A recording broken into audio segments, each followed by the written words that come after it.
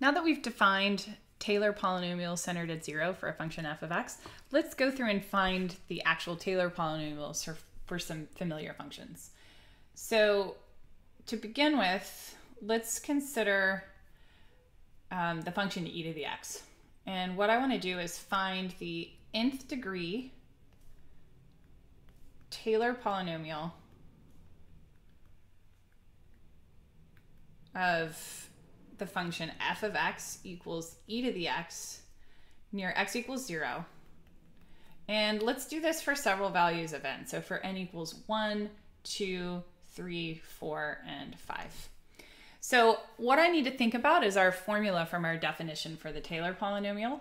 And in particular, if I recall what we wrote down, which maybe I'll put this up top for reference, we said t sub n of x was f of 0 plus f prime of 0 x plus f double prime of 0 over 2 factorial x squared all the way through the nth derivative at 0 divided by the n factorial times x to the n. So when I encounter a new function, notice that what we're changing is just these values. These are what depend on the function in question, and of course the point x equals 0. The rest of the formula is kind of fixed, so we need to know those. And what makes it nice for this function is we can observe that if I take the nth derivative of e to the x, I always get e to the x no matter what n is. Also then, since we only care about this derivative evaluated at 0 in this context, we're saying that that's always e to the 0, which is 1. So that allows me to quickly find these polynomials in question. T sub 1 of x, dropping in 1s for these blue boxes above, is simply going to be 1 plus x. T sub 2 of x is going to include t sub 1, but one extra term. So we'd put a 1 over 2 factorial, or 1/2 x squared. T sub 3, again, is going to include everything that t sub 2 included, but with a cubic term. And that's going to include 1 over 3 factorial x cubed. T sub 4 will include everything from t sub 3, plus 1 over 4 factorial x to the 4th. And then we're asked to go through and find up to t5. And in order to do that, again, we take t4, but we add the x to the 5th term, which has coefficient, in this instance, of 1 over 5 factorial. So these are our Taylor polynomials. One thing I want to point out at this stage are some general observations about Taylor polynomials. So one thing is, and this would maybe be better if we had some graphs to accompany this. So as you increase the degree n, the approximation t sub n of x of the function f of x improves.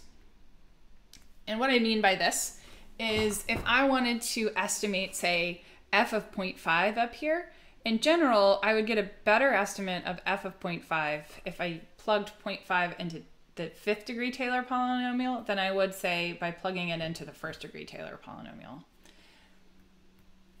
Also, for fixed n, which is the degree here, as we plug in x values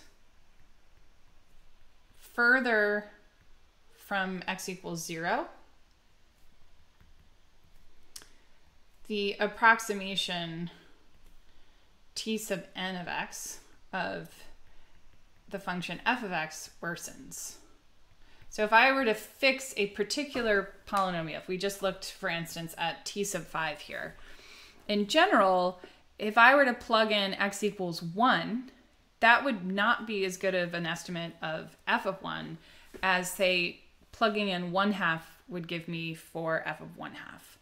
We've seen this with tangent lines, and so that gives a really nice illustration. With a tangent line, as I move away from the point of tangency, my approximation is not as good.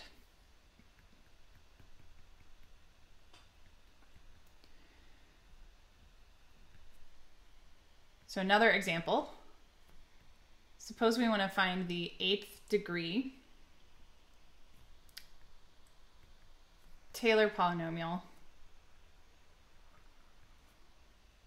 for the function f of x equals cosine, again, centered at or near x equals 0. So I've got my same formula that I have at the top here in pink. And again, now I need to find the function and its derivatives at 0. So f of x is cosine. So f of 0 would be cosine of 0, which is 1. F prime of x is the derivative of cosine. We're going to get minus sine of x. F prime of 0 is consequently 0. Second derivative of cosine is minus cosine. At 0, that's going to give us minus 1. And the third derivative is now sine of x. And evaluating that at 0 gives us 0. Importantly, notice that this pattern repeats because the fourth derivative would take me right back to cosine. So I don't have to keep going through the 8th derivative because now I can see that the pattern of evaluating these functions and derivatives at 0 should be 1, 0, minus 1, 0, 1, 0, minus 1, 0, and so on. And again, that gives me a way to plug in these coefficients to my general formula in pink up here. Any coefficient that's going to be 0 means that I simply don't need to write x to that degree. So that means that all of my x to the first, x cubed, x to the fifth, and so on have coefficient 0. So if the exponent is odd, I don't need to write it in this particular polynomial.